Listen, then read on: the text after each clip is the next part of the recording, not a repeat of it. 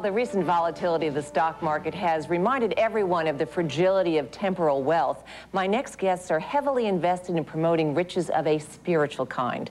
Joining us are Senior Rabbi of the Park East Synagogue in Manhattan and President of the globally focused Appeal for Conscious Foundation, Arthur Schneier, and Dr. K.A.Paul, who heads the Christian-based Global Peace Initiative. Welcome, both of you, to Business Unusual. Well, let's start with you, Rabbi, because you head up certainly one of the wealthiest and most influential synagogues in the country, if not in the world, and yet you have something to say about what you think that the real ideology and perhaps curse of the world is, which is what? Well, I think there's a tremendous gain in wealth, but also a tremendous gap between the haves and the have-nots. And the Torah, the Bible, teaches us that man does not live by bread alone. So that Judaism is rather specific. We're on the eve of the Passover festival. We're very specific. When it comes to celebrating a holiday, we reach out to those in need. We don't sit at the Seder table without inviting people who cannot afford to have the Seder for themselves. So that the whole principle of Judaism is tzedakah, of sharing and giving. In fact, on the New Year, Rosh Hashanah, we say that prayer, repentance, and charity avert the evil decree. And that's pretty fundamental to most religions, and I think that we have seen such a growth of prosperity and such an era of wealth here. Mm-hmm. Does that make people more giving and generous, or the reverse? I think if you look at all the numbers of giving annually for the last 10 years, the people are more towards giving now than 10 years in the percentage-wise, especially these young millionaires and multimillionaires who have made their money in such a young age. Let's take, for example, Bill Gates, who has not been involved at all. When he first went to India, he's given $100,000 to a country of 1 billion people. I wrote him a letter and said, what is $100,000 for a population of 1 billion people? 400 million people don't have much to eat. And in the last 3 years, you see the change where he has given, if my numbers are correct, about $17 billion to the foundation, which means about $1 billion a year, 5%. They have to, without any choice, invest in charities. So I think the younger generation is realizing, once they're making their money, to be more giving-hearted, kind-hearted towards charities around the world. I also think that a great deal of credit goes to our system in the United States, which encourages giving of charity. Because when you give to a philanthropic cause, when you give to a worthwhile charitable cause, you're a nonprofit organization and the donor receives a tax credit, which is not the case in England, it's not the case in Germany. So in a way, we are motivated in this country. That's right.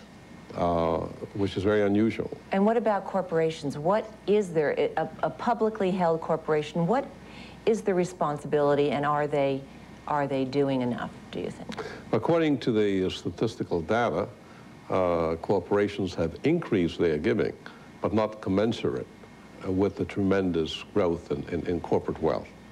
So I think they still have a way to go.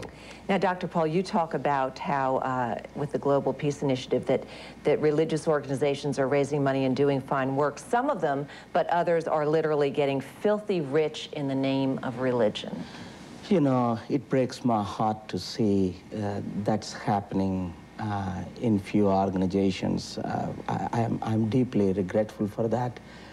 I was born and raised in India, in a kind, so to say, a nice family, and became a follower of Jesus. Dedicated my life at age 18 when I saw 6 street children living and practically dying without food. Touched my heart as a teenager. Now we help hundreds of thousands of children around the world.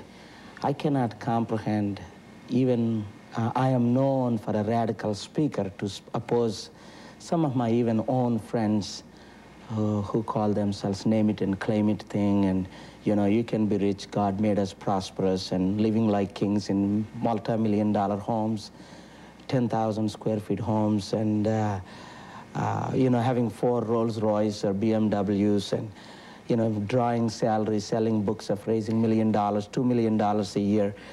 I was in Africa this week, until Saturday. I saw hundreds of thousands of starving people. I've spoken to 300,000 people there. But you say the food gets there, but it doesn't get to the people. Food, there is some money being wasted. And I had an opportunity to work with Mother Teresa closely. The best example probably you could ever take.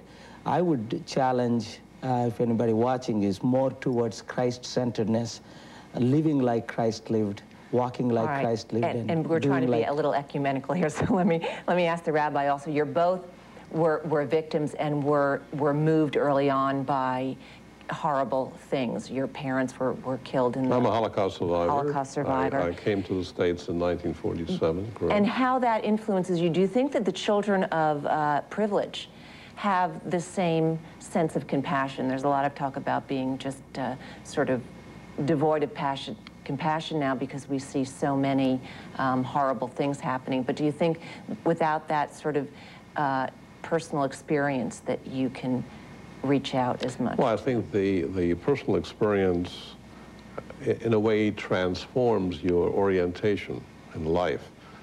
And as a survivor, I've always asked myself the question, why did I survive? And why didn't so many others perish?